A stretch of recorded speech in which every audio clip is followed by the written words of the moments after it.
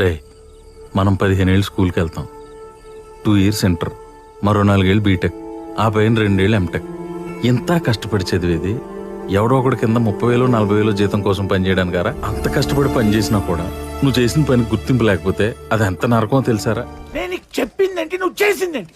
అన్ని కరెక్షన్స్ అన్ని చేత కాకపోతే జాబ్ మానేసి ఇంట్లో కూర్చో, అంతేకన్నా ప్రాణం తోడం. అది పని చేసినట్టు అనిపించదురా, బానిసత్వంలా అనిపిస్తుంది. ముందు ఆ జాబ్ మానే అన్న ఎప్పుడు చూసినా బాధపడుతూ ఉంటావు. రే నాకు అనిపించదు ఏంట్రా జాబ్ మానేసి రెస్టారెంట్ పెట్టుకోవాలని. కానీ మధ్యతరగతి జీవితంలో బాధ్యతలనేవి ఆశల్ని ఆశయాల్ని తొక్కేస్తారా. అప్పుడప్పుడు రోడ్డు పక్కన బజ్జీలు అమ్ముకుని చూసిన ఆశ కలుగుతుందిరా. ఎందుకంటే ఆడు మనకంటే సంతోషంగా నచ్చినట్టు బతుకుతున్నాడని. చదువుకున్న మధ్యతరగతోడి జీవితం చాలా దారుణంరా.